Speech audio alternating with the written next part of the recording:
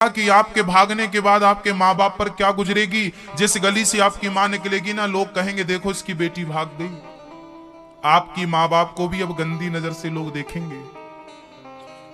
आपकी माँ पर भी लांछन लगाएंगे, उंगलियां उठाएंगे कि बेटी ऐसी थी तो माँ भी ऐसी ही रही होगी।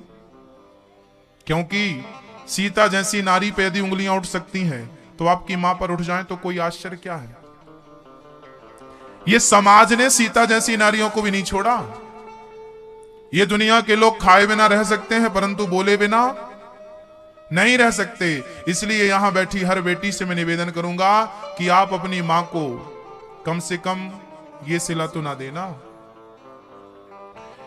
ये 2 दिन ना देखना पड़े ना आपकी मां को कि जिस गली से निकले तो आपकी मां को ताने सुनने पड़े। मेरी बहनों, कुछ ऐसा कर दिखाना कि आपके मां बाप गर्व कर सके कि ये मेरी बेटी है। देखो आज पूरी दुनिया में चांद और बन करके चमक रही है, सब देखें ये मेरी बेटी है, ये मेरी बेटी का चरित्र है।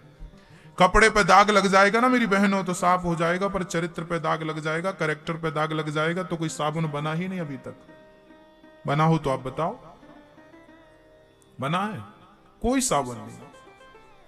इसलिए मैं अपनी बहनों से प्रार्थना करूंगा कि कभी भी प्रेम के चक्कर में ना पड़े, लव के चक्कर में ना पड़े। शादियां वहीं करें जहां आपके मां बाप चाहते हैं। आज हिंदुस्तान की आबादी लगभग 135 करोड़ है मेरी बहनों। कितनी आबादी है? 135 करोड़। 135 करोड़ की आबादी वाले देश में यदि आपके बारे में सबसे अच्छा कोई सोच सकता है तो केवल 2 लोग हैं।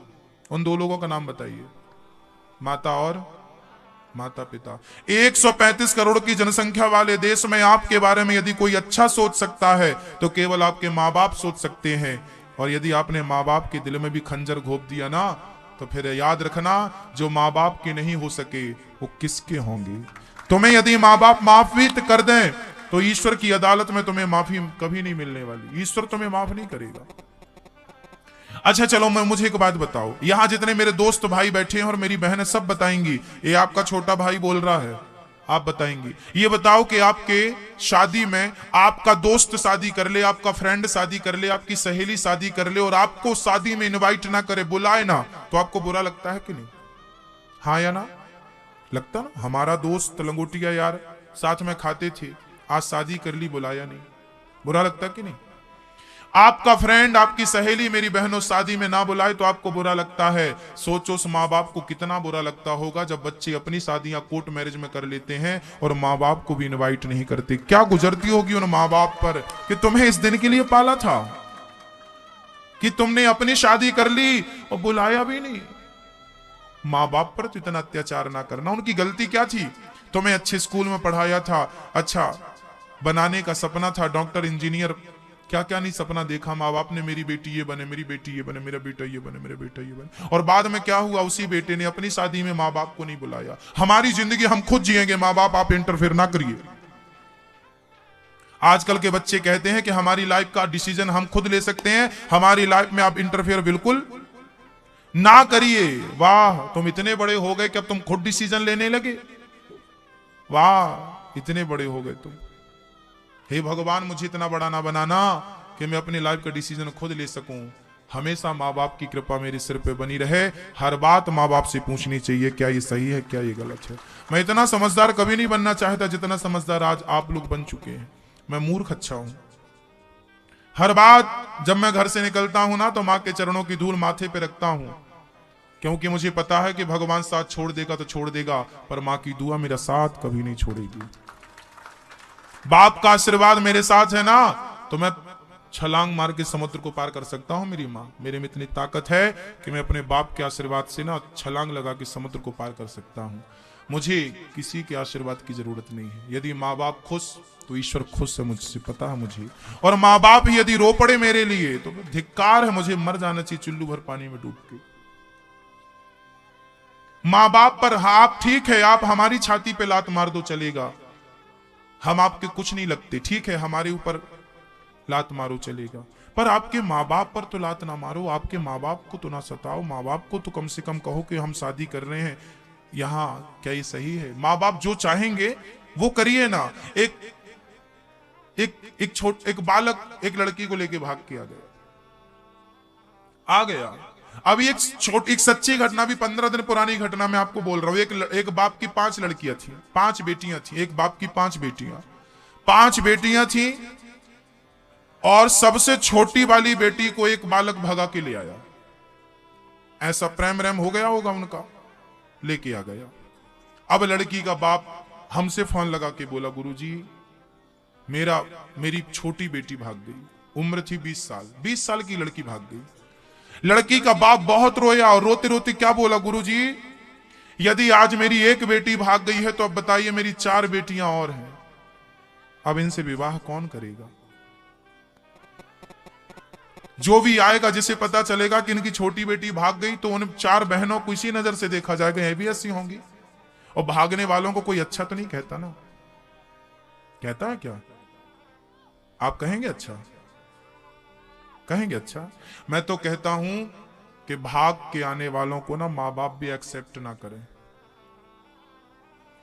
कानून में कम से कम कोर्ट मैरिज के टाइम पे कम से कम लड़की की मां का या लड़की के पिता का होना अनिवार्य।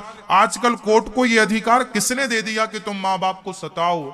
आजकल कोर्ट मैरिज हो जाता है। भाई, हम भारतवासियों को एक आवाज खड़ी करनी चाहिए कि कोर्ट मैरिज तब तक नहीं होगा जब तक मां का दस्तखत हो या पिता के दस्तखत ना हो, तब तक कोर्ट मैरिज नहीं होना चाहिए। उस बाप से क्या पूछने का अधिकार नहीं है जिस बाप ने बेटी को पाल पोस के पढ़ाया? उस मां को अधिकार नहीं जिसने तुम्हें 9 महीने गर्भ में रखा? क्या उसकी उपस्थिति नहीं चाहिए थी? कोर्ट मैरिज कोर्ट ने किस आधार पर शादी कर दी? क्या अधिकार है कोर्ट का?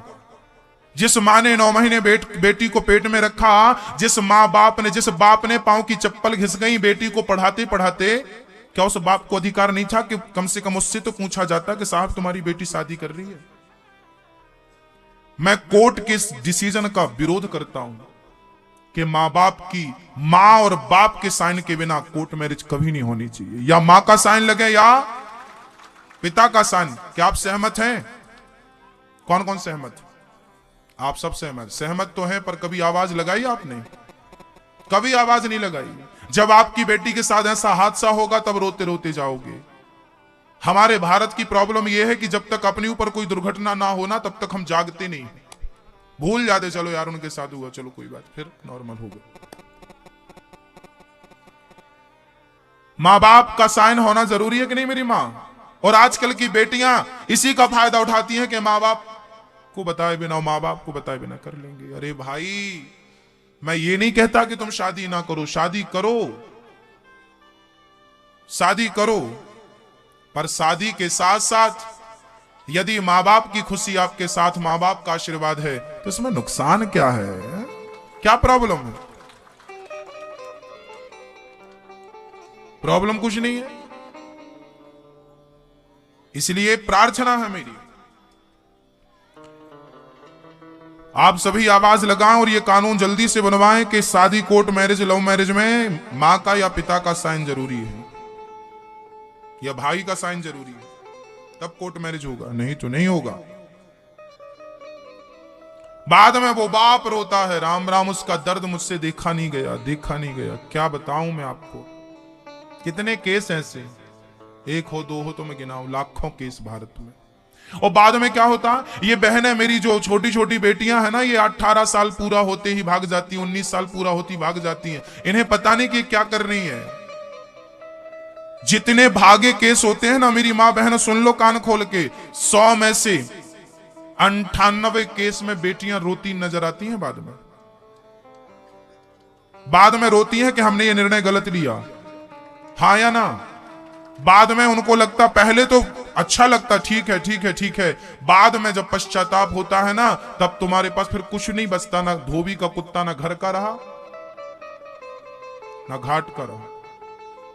ये निर्णय गलत है, ये तुम्हें पता चलेगा। आपने जो किया है ये निर्णय गलत था, ये पता चलेगा, पर तब पता चलेगा जब बहुत देर हो चुकी होगी। माँ बाप का क्या बिगड़ना है? चलो माँ बाप तो रो धो के शांत हो जाएंगे, पर जिंदगी में आप क्या अपने आप को माफ कर पाएंगे?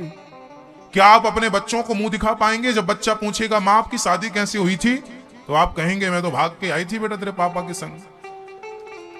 तो बेटा भी बोलेगा चलो मम्मी भाग के आई तो मैं भी भाग चलूं। यही संस्कार तुम्हारे बच्चों में जाएंगे। क्या तुम्हारे बच्चे तुम्हारा सम्मान करेंगे? वाह मेरी मम्मी तो भागने वाली है। हाँ?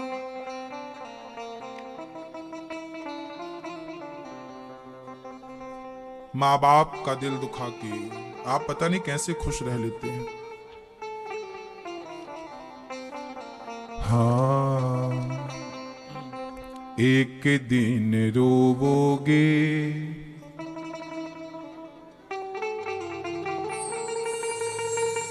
एक दिन रोवोगे,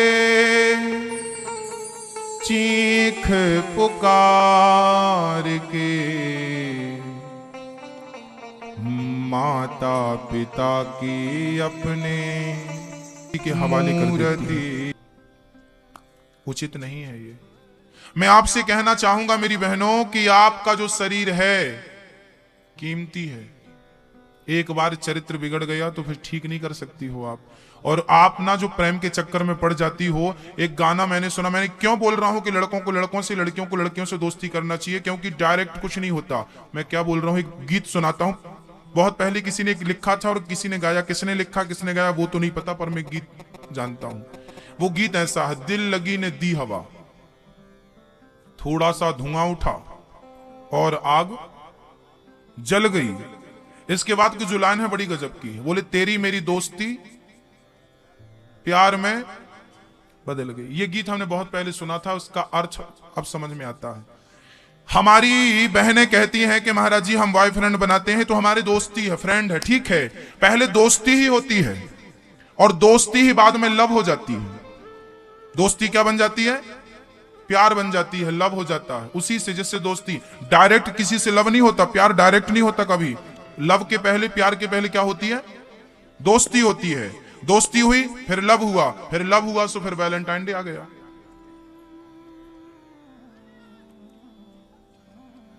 वैलेंटाइन डे आया तो चरित्र खराब हो गया।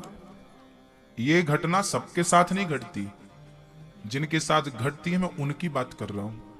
आप सावधान रहें तो क्या प्रॉब्लम है। और मैं आपसे कह दूं, कोई आपको मोबाइल पे लिख के भेजता ना आई लव यू, तो आप भी बोल देती हो same to you. I love you का मतलब होता है मैं तुमसे प्यार करता हूं या करती हूं। तो क्या आपकी मां आपसे प्यार नहीं करती? क्या आपका पिता आपसे प्यार नहीं करता? आपके पिता ने कभी आपको, आपकी मां ने कभी आपको आई लव यू कहा? नहीं कहा। आपके पिता ने कभी आपको आई लव यू कहा? नहीं कहा। क्योंकि पिता प्यार तो करते हैं बेटा, पर उन्हें आई लव यू कहने की जरूरत नहीं होती। क्योंकि जो रियल प्यार करते हैं ना, उन्हें प्यार को जताने की जरूरत नहीं होती। जो प्यार है सो है। बाप का प्यार है बेटी से है, बाप का प्यार, माँ का प्यार है बेटी से है। क्या माँ को आई लव यू कहना, आपकी माँ ने कभी आपको आई लव यू कहा? नहीं कहा। वो तो गाल पे एक थप्पड़ मारती है आपके, उस थप्पड़ में भी ना आज के आई लव यू से ज्यादा प्यार होता है। आपका ये जो आई लव यू है ना, ये आपके चरित्र को गिराएगा, केवल चरित्र को नाश करेगा। और मैं आपसे निवेदन कर दूं कि प्यार व्यार कुछ नहीं होता मेरी बहनों, केवल शरीर की भूख होती है। शरीर की भूख जिस दिन मिट जाएगी ना, आपको कपड़े की तरह छोड़ के चला जाएगा। इसलिए ये आपको केवल यूज किया जा रहा है, इसलिए अपने चरित्र को बचाइए। झांसी की रानी जब अंग्रेजों से घिरी थी, 23 वर्ष की उम्र थी झांसी की रानी की। 50 फीट ऊपर से उसका घोड़ा कूदा था, जंगल की तरफ भागी थी। जंगल में जब गई तो अंग्रेजों की गर्दन काटती हुई झांसी की रानी आगे बढ़ रही थी। तभी अंग्रेजों की एक गोली घोड़े को लग गई थी झांसी की रानी की, और वो घोड़ा गिर गया था। अब झांसी की रानी अंग्रेजों से घिर चुकी थी, चारों तरफ अंग्रेजों ने, बंदूकधारी अंग्रेजों ने घेर लिया था। और झांसी की रानी की उम्र कितनी थी? 23 साल की जवान लड़की थी। यदि झांसी की रानी अंग्रेजों के हाथ आ जाती तो अंग्रेज मारते, बाद में उसका बलात्कार पहले करते, उसको गिद्ध की तरह नोच डालते। इसलिए झांसी की रानी ने, 23 साल की लड़की ने, उस जमाने में जब आपके जैसे यूनिवर्सिटियां नहीं हुआ करती थी, उस जमाने में झांसी की रानी ने क्या किया था? जंगल की एक संत जी ने कुटिया पे समाधि लगाए बैठे थे, संत को बाहर किया और सूखी घास ऊपर डाल के आग लगा ली। जिंदा जल गई थी झांसी की रानी आखिरी में। लोगों ने, महात्मा जी ने पूछा, बेटी क्यों मर रही है? अनमोल शरीर तेरा क्यों बर्बाद कर रही है? झांसी की रानी ने कहा था, मेरी बहनों आप जरा कान खोल के सुनना, उस 23 साल की लड़की ने आज से सदियों पहले कही थी कि क्या बताऊं साधु जी, क्या बताऊं महात्मा जी, जब तक शरीर में जान थी जब तक मेरे घोड़े में चेतना थी तब तक मैं देश के लिए लड़ती रही। अब मैं मर नहीं रही हूं, मैं आत्महत्या नहीं कर रही हूं, मैं तो अपने चरित्र की रक्षा करने जा रही हूं। क्योंकि भारत की नारी मर जाएगी पर अपने चरित्र को गिरने, भारत की लड़की मर जाएगी पर अपने चरित्र को गिरने, ये भारत की नारी का स्वाभिमान है। ये ऐसी नारियां होती थी हमारे भारत में जो अपने स्वाभिमान की रक्षा करती थी। और भारत का पुरुष कैसा होता था? भारत का पुरुष होता था, स्वामी विवेकानंद जी शिकागो में प्रवचन करके मंच से उतरे, एक इंग्लैंडियन लड़की बहुत सुंदर थी। वो लड़की स्वामी जी के सामने हाथ जोड़ के खड़ी हो गई, स्वामी जी आप बहुत सुंदर हैं, बहुत अच्छा बोलते हैं, मैं आपसे शादी करना चाहती हूं। ये विवेकानंद जी के साथ घटनाएं घटी थी, इतिहास के पन्नों में दर्ज है, वही मैं आपको बोल रहा हूं। स्वामी विवेकानंद जी से एक सुंदर सी महिला ने कहा कि आप बहुत सुंदर हैं और आपके द्वारा मैं एक विवेकानंद और चाहती हूं, ताकि आप जैसे ज्ञानी और होंगे तो देश का उत्थान होगा, कल्याण होगा। स्वामी जी ने कहा क्या कह रही हो मुझसे बेटा? स्वामी जी बोले क्या बताओ मेरा बेटा मेरे जैसा होता है कि नहीं? मेरे जैसा बेटा चाहिए ना, ठीक है, आज से तू मेरी मां मैं तेरा बेटा। चरणों में गिर गए थे स्वामी विवेकानंद जी, पांव पकड़ लिया था कि आज से तू मेरी मां है और मैं तेरा, मेरा बेटा, मुझसे क्या बेटा लेती है, मुझे बेटा मान लेना। ये भारत का पुरुष था और ये भारत की नारी थी। ऐसे चरित्रवान लोग दुनिया में कहीं पाए जाते हैं, तो राम जैसा चरित्र वाला तो केवल भारत में ही हो सकता है। इसलिए पूरी दुनिया आप घूम के आ जाना, यदि चरित्रवान लोग कहीं मिलेंगे तो केवल भारत में। हमारे यहां कपड़े पहन के शरीर को ढकने की परंपरा रही है, क्योंकि चरित्रवान लोग यहां होते हैं। शरीर का अंग का प्रदर्शन करने वाले तो अमेरिका, लंदन, जापान, पेरिस में ही होते हैं, क्योंकि वहां तो केवल देह की भूख होती है, वहां आध्यात्म से कोई लेना देना नहीं। ये भारत तपोभूमि है, ये भोग भूमि नहीं। यहां तो सारे कुंभ लगते हैं भक्तों, यहां तो मेला चलते रहते हैं। भगवान राम का जन्म तो, कृष्ण का जन्म तो, एकादशी का उत्सव तो, पूर्णिमा का उत्सव चल रहा है कहीं ना कहीं, कहीं भागवत चल रही है, कहीं राम कथा चल रही है, कहीं उत्सव चल रहे हैं। ये भारत योग भूमि है भक्तों, तपोभूमि है। इसे भोग भूमि में ना परिवर्तित किया जाए, इसे भोग भूमि से कंपेयर ना किया जाए। योग भूमि है ये। योगी बनिए, जितने पुरुष बैठे हैं आप भी विवेकानंद बनिए, और जितनी मेरी बहनें बैठी हैं तुम झांसी की रानी हो, बस अपने आप को भूल चुकी हो। याद कर लो तुम कौन हो। कभी भी किसी को अपने पास मत आने देना। किसी कवि ने एक बढ़िया सी लाइनें लिखी हैं, वो मैं आपको सुनाता हूं। किसी कवि ने लिखा है कि कलयुग तो आज उल्टी गंगा बहा रहा है, माता पिता को बेटा ठोकर लगा रहा है। तब एक ही था रावण और एक ही थी सीता, अब हर गली में रावण सीता चुरा रहा है। अब हर गली में रावण सीता चुरा रहा है। इसलिए भारत की प्यारी बहना तुम सावधान रहना। जितनी बहन बैठी हैं वो सुने, भारत की प्यारी बहना तुम सावधान रहना। क्यों? क्योंकि पापी भी हाथों अपने अब राखी बंधा रहा है। कलयुग तो आज उल्टी गंगा बहा रहा है। जिसे तुम भाई समझ रही हो ना, वो भी राक्षस बन रहा है आजकल। आपका भाई आपको तो बहन मानता है, आपके तो पांव छूता है, आपको तो प्यार करता है, पर वही भाई आपसे राखी बंधा के जब सड़क में गुजरती लड़की को देखता है ना, तो वो भी चाहता है कि ये मेरे पास आए। क्या ये दृष्टि से भारत का अच्छा चरित्र का निर्माण होगा? आज आपकी लड़की रात को 12 बजे घर से निकल जाए ना, तो आप गारंटी नहीं ले सकते कि आपकी बेटी सुरक्षित घर आ जाएगी। आप में से किसी की बेटी हो, आपकी बेटी घर से रात के यदि 11 बजे 9 बजे चलिए 8 बजे रात को निकल जाए और रात को अकेली 12 बजे आ जाए, क्या इसकी कोई गारंटी है कि सुरक्षित आ जाएगी? बोलो, कोई गारंटी लेगा आप में से? बोलो भाई। और पूरे भारत की बात कर रहा हूं मैं, चाहे वो भारत का उत्तर कोना हो, पूरब कोना हो, पश्चिम कोना हो या दक्षिण कोना हो। कोई भी गांव में, कोई भी शहर में, कोई भी नगर में यदि बेटी रात के 12 बजे निकल जाए तो उसके दिल में एक धक धक बनी रहती है कि मैं साबुत वापस लौटूंगी कि नहीं। क्यों? अरे वो बेटी जो सड़क में घूम रही वो हमारी बेटी है, हमारी बहन है, आपकी बेटी है, आपकी बहन है। आज उसकी स्वतंत्रता छीन ली गई, वो रात को निकल नहीं सकती, काम से भी निकल नहीं सकती। क्यों? क्योंकि भेड़िए बहुत हो गए, जिंदा नौच के खा जाते हैं। अभी हैदराबाद में घटना घट गई ना, एक बेटी डॉक्टर थी, स्कूटी खराब हो गई उसकी, चालू करके जाने लगी तो उसको 4 लोगों ने खींच लिया, मुंह पकड़ के उसके साथ बहुत गंदा काम किया और आखिरी में पेट्रोल डीजल डाल के उसके ऊपर। अब सोचिए, जिंदा मेरे ऊपर कोई डीजल डाल के आग लगाएगा, मुझे कैसा लगेगा? एक कल्पना तो करिए, क्या गुजरी होगी उस लड़की के भीतर। आप और मैं होता उस जगह तो क्या होता? वो आपकी भी तो बेटी रही होगी, वो भी तो किसी बाप की बेटी और किसी भाई की बहन रही होगी ना, हाँ या ना? क्यों क्यों हो रहा है ये?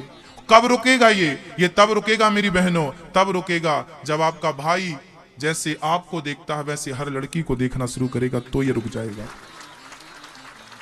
आप रक्षाबंधन में जब भाई की कलाई पे राखी बांधे तो उससे एक संकल्प, एक वादा जरूर कराइए कि भाई राखी बांधना तेरा सार्थक तब होगा कि जिस नजर से तू मुझे देख रहा है, दुनिया की हर लड़की को इसी नजर से देखना, क्योंकि यदि आज तूने किसी दूसरी लड़की को छेड़ा तो तेरी बहन भी बाजार में निकलती है, मुझे भी तो छेड़ने वाले बहुत होंगे ना।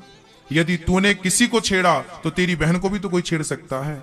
यदि इस प्रकार की जानकारियां, इस प्रकार की बात सबको बताई जाए और बच्चों के अंदर एक चरित्र को डेवलप किया जाए, बच्चों का चरित्र बचाया जाए, बच्चों को संस्कार दिया जाए, तो हम कहते हैं रात के 12 बजे क्या रात के 2 बजे भी हमारी बेटियां जाएंगी तो सुरक्षित वापस घर को आएंगी।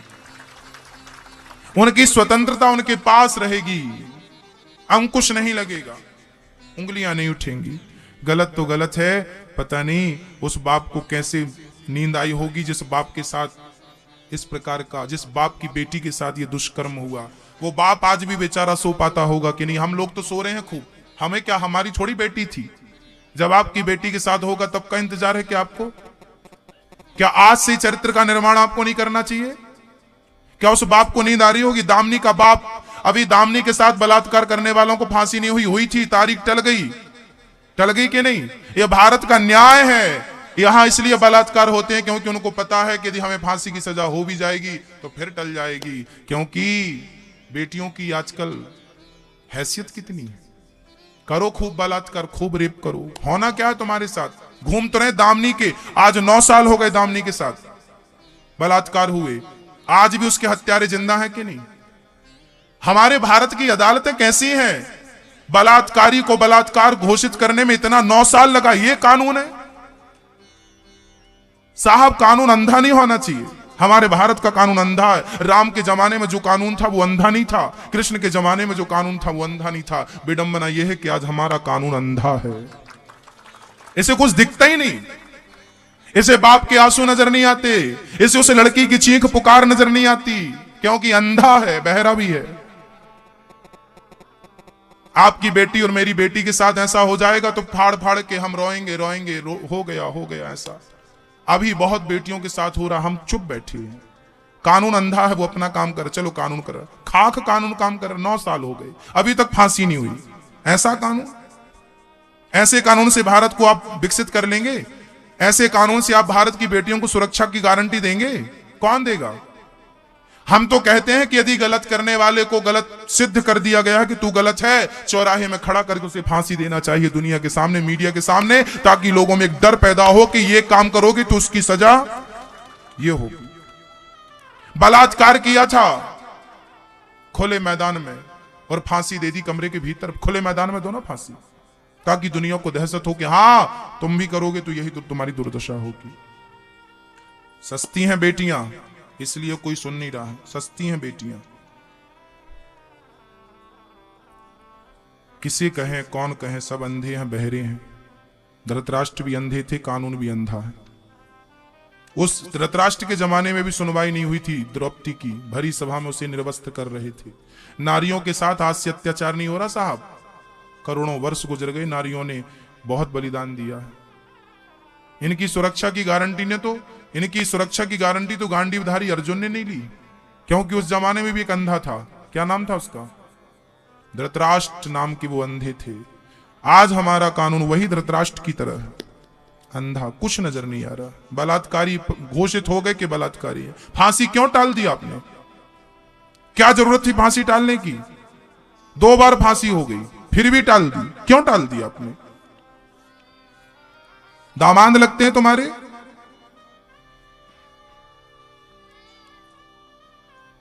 लड़की के बाप से जाकर मिलना, उसे नींद आ रही होगी कि नहीं? दामिनी का बाप अभी जिंदा है, उसकी मां रोती है बेचारी, पूछो उसकी मां से उसे नींद आती है कि नहीं?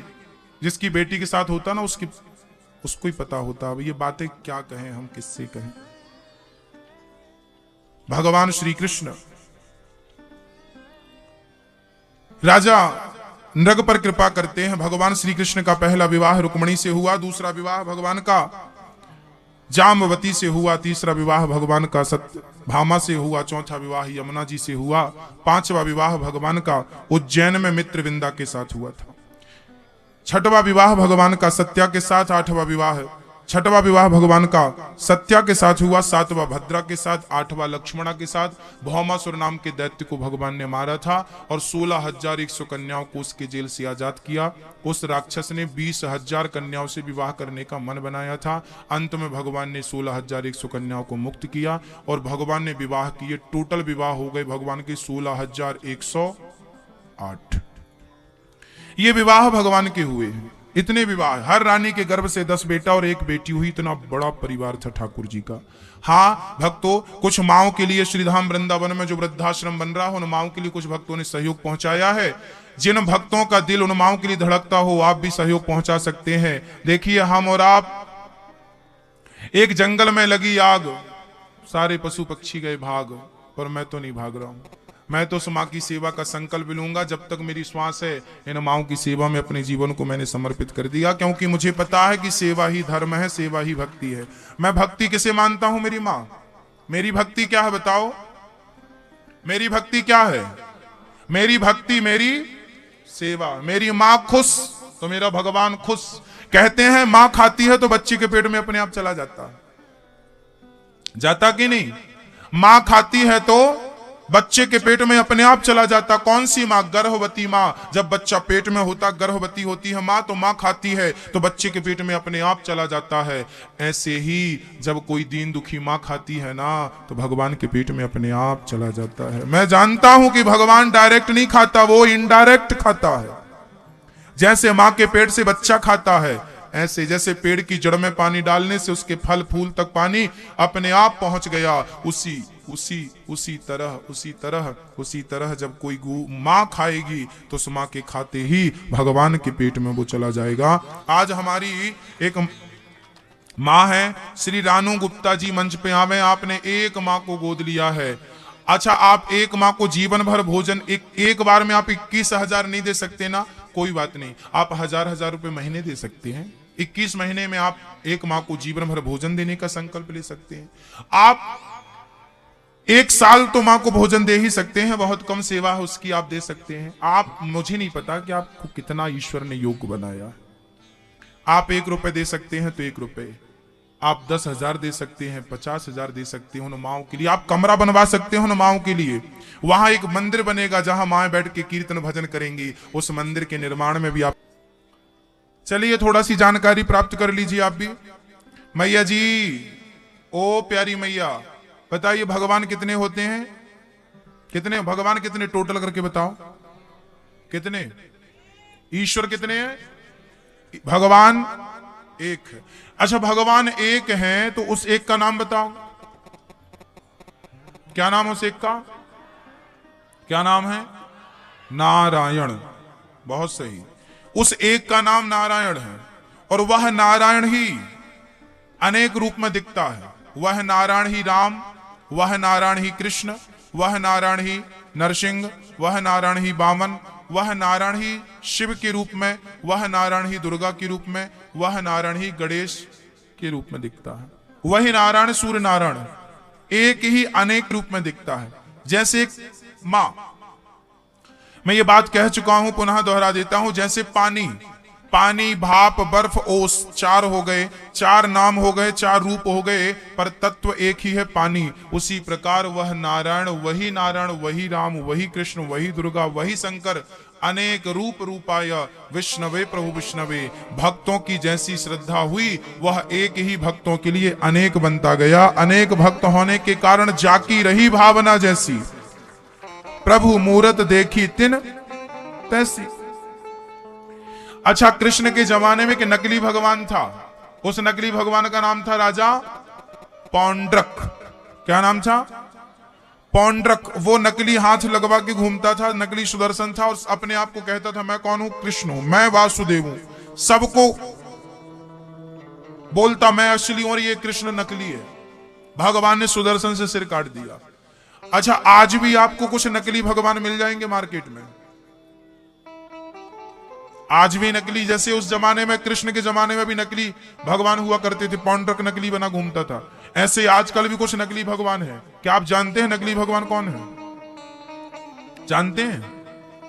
जानते हैं? जानते हैं आप लोग नकली भगवान जानते हैं?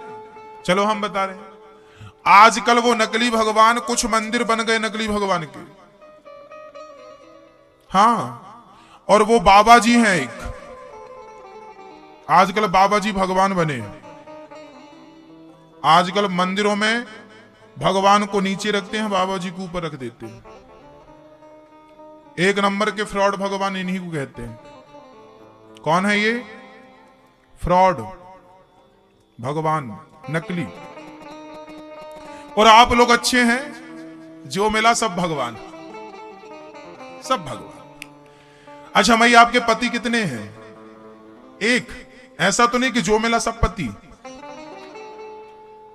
ऐसा तो नहीं है ना। पति एक ही है, एक के चरणों में मस्तक झुका दिया सो बस जीवन भर के लिए वो हमारा पति है। जैसे पतिव्रता नारी, जैसे पतिव्रता नारी अपने पति को छोड़कर कभी दूसरे का चिंतन नहीं करती, ऐसे सच्चा भक्त अपने नारायण को छोड़कर कभी किसी का चिंतन नहीं करता। जैसे पति की जगह कोई नहीं ले सकता, ऐसे भगवान की जगह कोई बाबा ले सकता है? आजकल बहुत सारे बाबा बाबा भगवान बने घूम रहे हैं। समझ रहे हैं कि नहीं आप लोग? बाबा, बहुत नकली फ्रॉड बाबा घूम रहे हैं। भगवान भगवान है, ये खाक भगवान है। ये उन्हीं लोगों के भगवान है जिनके 15-20 पति हैं। तुम भी पति, तुम भी पति, जो मिला सब पति, जो मिला सब भगवान। काहे का भगवान भाई? हम तो वो लोग हैं कि माता रामो मत पिता रामचंद्र, स्वामी रामो मत सखा रामचंद्र। हमारे माँ भी राम है, हमारे पिता भी भगवान है, हमारे भगवान भी राम ही हैं, वही हैं, वह एक है, और दो हम दूसरे में मन नहीं लगाएंगे। कुछ हिंदू भाई मुर्दों पर चादर चढ़ाने जाते हैं, ये वही लोग हैं। हाँ, कोई भी है भगवान। काहे का भगवान भाई? क्या तुम्हारे भगवान कम पड़ रहे हैं? एक में मन लगाओ, एक नाव पे बैठोगे तो पार हो जाओगे, और नाव बदलते रहोगे तो ना घर के रहोगे ना। इसलिए एक साधे सब सद है। गोस्वामी जी ने बहुत बार ये बात कही है कि एक में मन लगाया जाए, वह एक। अब मैं आपको भगवान का परिचय देता हूं। बोलो भगवान राम, जोर से। राम, कृष्ण, नारायण, नरसिंह, दुर्गा मैया, शिव, गणेश जी, सूर्य नारायण, इनके सिवा जितने बाबा मार्केट में भगवान बने घूम रहे सब फ्रॉड हैं। इनके सिवा मैंने असली की पहचान बता दी। असली नोट, नकली नोट। मार्केट में 2 प्रकार के नोट होते हैं। मार्केट में 2 प्रकार के नोट होते हैं। ये 200 का नोट है, ये असली है। पर हम लोग असली है इसको क्या देखते हैं? ये देखो, ये दिख रहे हैं बाबा जी, दिख रहे हैं यहां भी एक बाबा जी है, ये असली है। ये की लग रही है असली है, वो नकली है। मार्केट में हर नोट 2 होते हैं, एक असली है कि नकली है। ऐसे भगवान भी 2 हैं, एक असली है कि नकली है। वो पहचान आपको करना है कि आप असली के पास है कि नकली के पास। नकली के पास जाओगे तो ना गुरु, लोभी गुलू गुरु और लालची चेला होए नरक में हेलम हेला, दोनों नरक। इसलिए नकली गुरुओं से, अर्थात नकली, देखिए गुरु तो अच्छा है, आपके गुरु को मैं प्रणाम करता हूं, गुरु गुरु होता है। देखिए गुरु और भगवान, गुरु अलग होता है, भगवान अलग होता है, हाँ या ना? कि एक ही होता है? गुरु और भगवान अलग अलग होते हैं कि नहीं? हाँ या ना? अलग अलग है ना दोनों। गुरु साधन है, जैसे बस साधन है। आपको जाना है शहडोल तो बस में बैठ के शहडोल जाएंगे, उमरिया जाएंगे, तो बस साधन हो गई, मंजिल तो उमरिया शहडोल है। उसी प्रकार गुरु एक साधन है, मंजिल तो कन्हैया है। उस कन्हैया तक पहुंचाने का साधन गुरु हो सकता है, गुरु भगवान नहीं हो सकता। यदि आप गुरु को भगवान मानते हैं तो चलिए मैं आपकी बात का समर्थन करता हूं, पर तब समर्थन करूंगा जब आप तुलसीदास जी की बात को याद रखें, सीय राम मैं सब जग जानी। यदि आप सब में भगवान को देखते हैं तो फिर सब में, यदि आपकी उस प्रकार की दृष्टि हो गई है कि आप सब में ईश्वर को देख रहे हैं, तो फिर आपके लिए कोई दोष नहीं है। पर आप एक बाबा को तो भगवान कह रहे हैं, गुरु को तो भगवान कह रहे हैं, और माँ बाप को भी नहीं मान रहे हैं और किसी का अपमान कर रहे हैं, तो फिर आपके अंदर दो प्रकार की धारणाएं हो गई।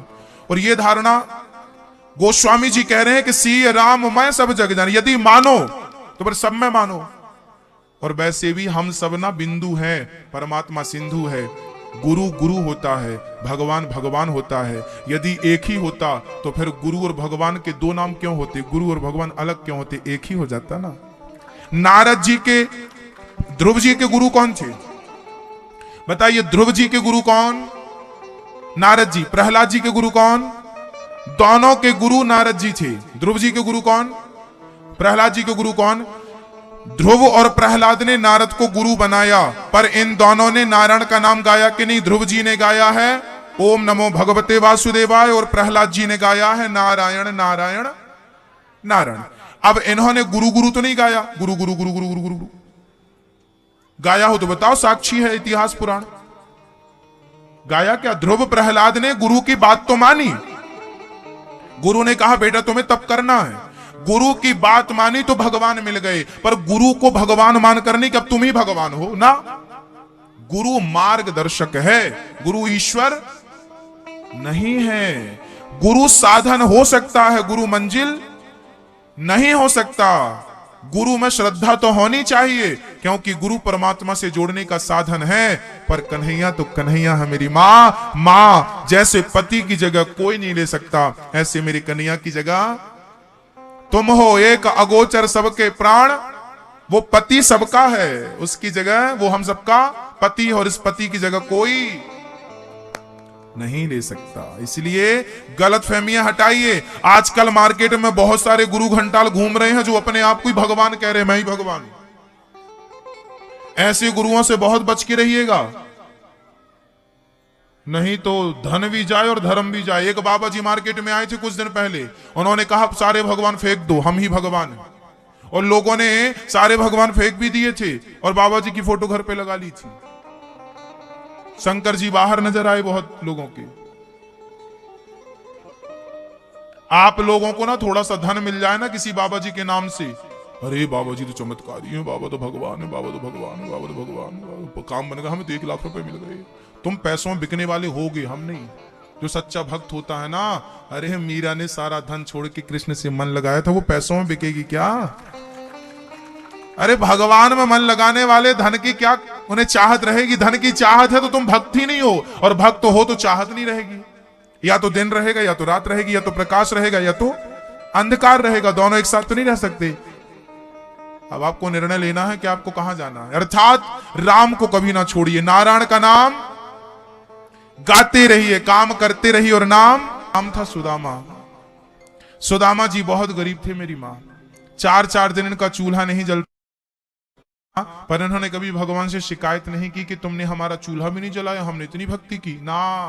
कभी शिकायत नहीं करना, ईश्वर ने जो दिया है वो। सुदामा की पत्नी बहुत अच्छी थी, नाम क्या था? सुशीला। इनके कुछ बच्चे भी थे। सुदामा के पिता का नाम था धर्माध्वरी, पर जन्म लेते ही इनके मर चुके थे। इनकी माँ भी चल बसी थी, माँ बाप थे नहीं, कोई नहीं था सुदामा का कृष्ण के सिवा। बचपन में शांतिपनी जी के पास आ गए थे उज्जैन, वहां शिक्षा प्राप्त करी उज्जैन में, वहां ही कृष्ण से इनकी मित्रता हो गई, बड़ी अच्छी मित्रता हुई। उसके बाद कृष्ण भी चले गए, सुदामा भी चले गए। सुदामा को पत्नी मिल गई सुशीला, वो पत्नी के साथ सुदामा गृहस्थ थे, और गृहस्थ धर्म में रहकर, गृहस्थ आश्रम में रह के उन्होंने कभी कृष्ण को भुलाया नहीं भक्तों। बस गृहस्थी का यही, गृहस्थों की यही सार्थकता है गृहस्थी की, कि गृहस्थों को गृहस्थी में रहकर कृष्ण को कभी नहीं। हे नाथ, मैं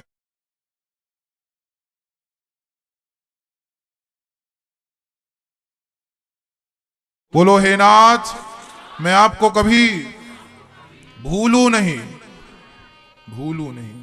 हे नाथ, मैं आपको कभी भूलू नहीं। बस हर हाल में भगवान को सुदामा जी याद रखते थे। सुदामा जी के घर में एक ही दिया था, उसमें तेल भर जाता था, तो तेल दीपक जलाते थे सुदामा जी, उसी से ठाकुर जी की आरती करते थे और फिर दीपक बुझा देते थे, फिर उसी को जलाकर दूसरे दिन आरती करते थे कृष्ण की। क्योंकि इतने बड़े आदमी नहीं थे ना का घी खरीद सके या तेल खरीद सके। एक बार दीपक में तेल भर जाता था तो महीनों तक चलता था उनका। मतलब गरीबी का ये आलम था। ये गरीबी कहते ना, देने वाले किसी को गरीबी ना दे, जान ले ले मगर बदनसीबी ना दे। गरीबी बहुत बड़ा दुख है। पर सुदामा के जीवन में ऐसी गरीबी आई, पर सुदामा ने कभी भी कृष्ण की भक्ति नहीं छोड़ी, कृष्ण का चिंतन नहीं छोड़ा। माँ वो हर हाल में मैं भक्ति करता हूं, इसका अर्थ ये नहीं कि कन्हैया तू मेरा पेट भरता रह, तो मुझे धनवान बना दे। अरे मैं तुझसे धन लेने के लिए तुझसे भक्ति थोड़ी करता हूं। हाँ मैया, भक्त दो प्रकार के होते हैं। एक वो होते हैं जो भगवान से कुछ चाहते हैं, और एक वो होते हैं जो भगवान को चाहते हैं।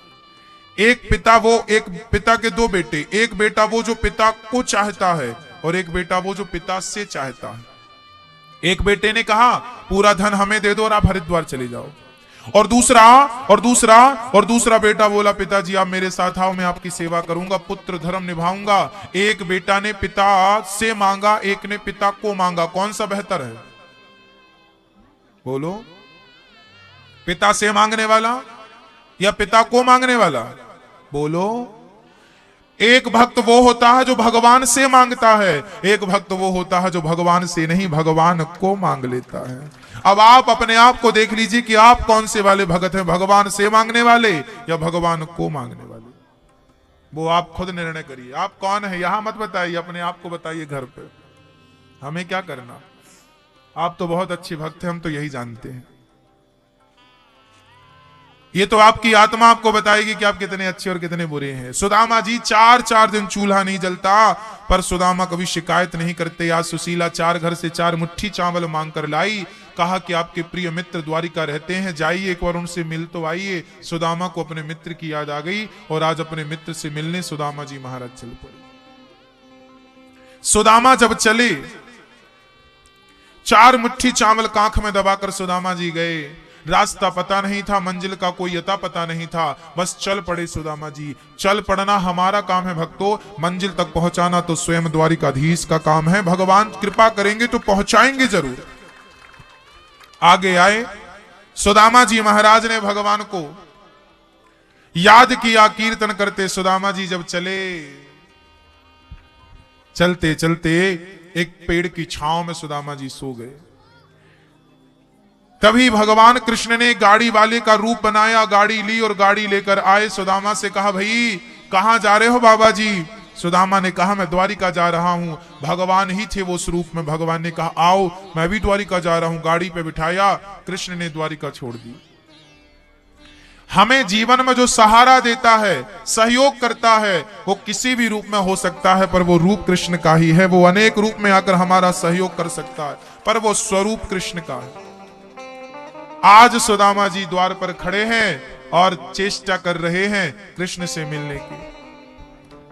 तभी द्वारपालों से भेंट हो गई सुदामा जी की, और सुदामा जी जब रुख करते हैं द्वारिका का, तो सुदामा जी आज लोगों का ताने सुन सुन के आगे बढ़ रहे हैं। लोगों से कहते हैं क्या मेरे कृष्ण मिलेंगे? लोग बोले कौन हो तुम? मैं कृष्ण का मित्र हूं। अच्छा तुम कृष्ण के मित्र हो? लोग बहुत हंसते, ये क्या कृष्ण का सखा होगा, ये क्या कृष्ण का मित्र होगा।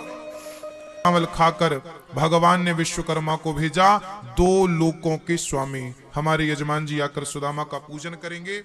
और भगवान श्री कृष्ण जब गए, विश्वकर्मा को भेजा, विश्वकर्मा ने पूरी नगरी सुसज्जित कर दी, सोने चांदी से भर दी। सुदामा चरित्र बड़ा अद्भुत था। सुदामा ने भगवान से कहा प्रभु धन तो दे दिया आपने, कभी अहंकार ना देना, बस प्रार्थना इतनी है। इसके बाद भगवान कुरुक्षेत्र गए हैं, जहां गोपियों से भेंट होती है। देवकी के 6 पुत्रों को भगवान ने लौटाया है, जो मर चुके थे कंस के द्वारा। भगवान ने वापस लौटाए हैं देवकी मां के कहने पर। भृगु जी ने त्रिदेवों की परीक्षा ली है, आखिरी में भगवान नारायण को उन्होंने आराध्य माना है। सांब स्त्री बनकर जाते, पेट में कपड़ा बांध कर जाते हैं, सांब स्त्री बनकर संत का अपमान कर देते हैं। संतों ने श्राप दे दिया, तुम्हारे वंश का नाश करने वाला मूसल होगा। दत्तात्रेय जी महाराज, नव योगेश्वरों का संवाद है और दत्तात्रेय जी महाराज ने 24 गुरु बनाए हैं। पृथ्वी, वायु, आकाश, जल, अग्नि, चंद्रमा, सूर्य, कबूतर, अजगर, समुद्र, भौरा आदि आदि गुरु बनाकर सीखा, एक एक बात सीखी। देखिए, सीखना होना तो हम किसी से भी सीख सकते हैं। कोई भी बात हमें कुछ भी सिखा सकती है। छोटी सी घटना हमें बहुत बड़ा सबक देके जाती है, शिक्षा देके जाती है। सीखना हो तो बहुत सारी शिक्षाएं सीखने के लिए, और नहीं सीखना हो तो फिर देखो, रावण को तो राम ने भी समझाया था, कहां सीखा उसने। प्रभास क्षेत्र में सारे यादव गए हैं, आखिरी टाइम जहां सारे यादव आपस में ही लड़ करके मर गए। सारे यादव लड़कर मरे हैं। 56 करोड़ यदुवंशियों का नाश केवल शराब पीकर हुआ है। क्या पीकर मेरे भाई? केवल शराब। आप में से कितने लोग हैं जो शराब पीते हैं? हाथ उठाओ। जो शराब पीते हैं वो हाथ उठाएं। अच्छा, आप में से कोई नहीं पीता? बहुत अच्छे लोग हैं आप। मैया बैठ जाइए ना। कहां? 5 मिनट और रुक जाइए, फिर घर ही जाना, अगर भागा नहीं जा रहा है। भैया बैठ जाइए, आप बैठ जाइए। मैया, चावल किसे देना है? बैठ जाओ मेरी मां। ये अंधविश्वास ना छूटेगा तुमसे। सुदामा चरित्र हुआ तो मुट्ठी भर चावल सुदामा को देने आते हैं। ये परंपरा है हमारे भारत की। मुट्ठी भर। अच्छा, सुदामा के पास तो मुट्ठी भर था तो उसने मुट्ठी भर दिया। तुम्हारे पास क्या मुट्ठी भर ही है? हाँ, तुम्हारे पास इतना है, फिर भी देना कितना है? सुदामा ने तो मुट्ठी भर इसलिए दिया था क्योंकि उनके पास उतना ही था, और तुम्हारे पास तो घर में बोरे भरे, फिर भी इतना ही सा। हम नहीं कहते आप, हम 1 रुपया, हम आपका एक दाना नहीं चाहते, आप केवल बैठ के कथा सुन लो। हम तो केवल सही बात बता रहे हैं आपको कि ये जो मान्यताएं, परंपराएं आपने बना रखी हैं किसी भी चीज को लेके, वो कहां तक सही है वो कथा से आपने समझा होगा। कथा में केवल कथा ही सबसे बड़ा धन होता है। कथा सुनो, धारण करो, बस। हाँ, चलिए सुन लीजिए। अब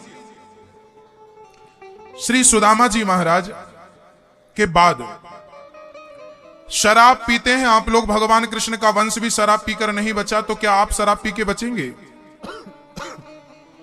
अच्छा, आप बताइए, शराब पीने से किसी के घर में सुख शांति आई? बोलो, आई क्या? भैया जी, आई क्या? तो आज से कसम खाइए, शराब कभी नहीं पिएंगे। दोनों हाथ उठाकर कभी नहीं पिएंगे। नहीं पीते वो लोग हाथ उठाएंगे। जो नहीं पीते हाथ उठाए। जो नहीं पीते शराब वो हाथ उठाएं। और जो आगे से नहीं पिएंगे वो शराब हाथ उठा के, सभी लोग जितने पुरुष हैं आप बोलेंगे, हे प्रभु, मैं आपको साक्षी मानकर वचन देता हूं कि आज के बाद मैं कभी शराब नहीं पीऊंगा, मांस नहीं खाऊंगा। आज आपने वचन दिया भगवान को कि मैं कभी शराब, मांस नहीं खाऊंगा। इस वचन का पालन कौन कौन करेगा ये और बता दो मुझे। प्रणाम करता हूं मैं आप सबको। मेरे दोस्त, मेरे भाई, शराब पीने से किसी का कल्याण नहीं होता। शराब पीने से चूल्हे बुझ जाते हैं। समझ लो कि एक शराबी यदि 4 को शराबी बना सकता है, तो क्या आप जैसा एक अच्छा व्यक्ति 4 को अच्छा नहीं बना सकता? अच्छा बनकर औरों को अच्छा बनाने का संकल्प लीजिए, और शराब और मांस से अपने आप को दूर रखेंगे। बताइए, मांस क्या उचित है? एक बार एक राजा ने निर्णय लिया कि भाई मांस सबको खाना चाहिए, क्योंकि मांस सस्ता पड़ता है। गेहूं तो बोने के बाद फसल आती है, महंगा होता है। मांस सस्ता। चाणक्य ने कहा, यदि मांस सस्ता है तो राजा साहब आप अपना अंगूठा दान करिए, आपका अंगूठा खाया जाएगा। जितने मंत्री लोग समर्थन कर रहे हैं मांस खाने का, सबसे मांस लिया जाए। अच्छा, आप लोग मांस खाते हैं मुर्गी का, मछली का, क्या आप अपना मांस यदि निकाल के जंघा का दें या छाती का दें तो कोई दूसरा पका के खाए तो क्या कोई प्रॉब्लम है? तो यदि आप मांस मुर्गी का खा सकते हैं तो फिर आप अपना भी खा लीजिए ना, निकाल के अपने दादाजी का खा लीजिए, अपने पिताजी का खा लीजिए। मांस सस्ता है क्या? अच्छा बताइए, क्या आप एक अंगूठा काट के दे सकते हैं? नहीं। पर मछली को गर्दन काट लेते हैं उसकी और मुर्गी का गला काट लेते हैं। मांस सस्ता नहीं है। अरे मछली और मुर्गी को जब मारते हैं ना तो वो भी तड़पती है, जान बचाना चाहती है। जान सबको प्यारी होती है, जान परमात्मा ने दी है, तो जान तुम्हें, उसकी जान लेने का अधिकार तुम्हें किसने दे दिया भाई? किसी को जीवित नहीं कर सकते तो किसी की जान लेने का अधिकार आपको है। मांस ना खाइए, बुद्धि भ्रष्ट हो जाएगी। शराब पिया प्रभास क्षेत्र में सारे यादव लड़के मर गए। भगवान ने परिकर को अपना परमधाम भेजा। भगवान के चरणों में बाण बहेलिये ने मारा। भगवान बहेलिये का कल्याण करके परमधाम को जाने लगे। भगवान ने जाते जाते भक्तों से कहा कि मैं जा नहीं रहा, मैं इस भागवत में समा रहा हूं। जहां जहां ये भागवत होगी वहां वहां प्रकट होकर मैं अपने भक्तों का दुख दूर करता रहूंगा। मैं जा नहीं रहा, मैं समा रहा हूं। भगवान समा गए। प्रिय भक्तों, मैं 7 दिन की कथा की सूचना आपको देता हूं। पहले दिन की कथा में आपने ध्रुव चरित्र, अब कथा टीवी से कटने वाली है, आप यूट्यूब पर देखिए जो टीवी से जुड़े हैं। पहले दिन की कथा में आपने सुना धुंधकारी का उद्धार। दूसरे दिन की कथा में आपने सुना राजा परीक्षित को रहने के 4 कमरे बनवाए। द्यूतम पानम स्त्रियः सूना। कलयुग कहां रहता है? जहां जुआ होता है, इसलिए जुआ ना खेलना। जहां शराब होती है वहां भी कलयुग, जहां चरित्रहीनता होती है वहां भी कलयुग, और जहां मांस भक्षण होता है वहां भी कलयुग। इन चारों जगह से बचिएगा। तीसरे दिन की कथा में ध्रुव चरित्र, चौथे दिन की कथा में राम जन्म कृष्ण जन्म, 5वें दिन बाल लीलाएं, 6वें दिन रुक्मणी मंगल, 7वें दिन सुदामा चरित्र के साथ वाणी को विराम करने जा रहे हैं। सभी लोग बोलिएगा नाम संकीर्तनम यस्य, नाम संकीर्तनम यस्य, सर्व पाप प्रणाशनम, सर्व पाप प्रणाशनम, प्रणामो दुख समनस, प्रणामो दुख समनस, तम नमामि हरिम परम। तम नमामि हरिम। 7वें दिन राजा परीक्षित को तक्षक ने रसा। 7 दिन की कथा सुनते ही राजा परीक्षित परम धाम को चले गए। शरीर आत्मा परमात्मा में मिल गई और परमात्मा में मिलकर के 7 दिन की कथा से अपने आप को मोक्ष का अधिकारी राजा परीक्षित ने बना लिया। ये कथा मोक्ष देती है, इसका बड़ा सबूत राजा परीक्षित है। इसका सबूत कौन है? राजा इन्हीं शब्दों के साथ बोलेंगे, बोलो हरे राम हरे राम राम राम हरे हरे, हरे कृष्णा कृष्णा कृष्णा हरे हरे। हे प्रभु, मेरे अपराधों को क्षमा करें, मैं पतित हूँ, मुझे पावन करें।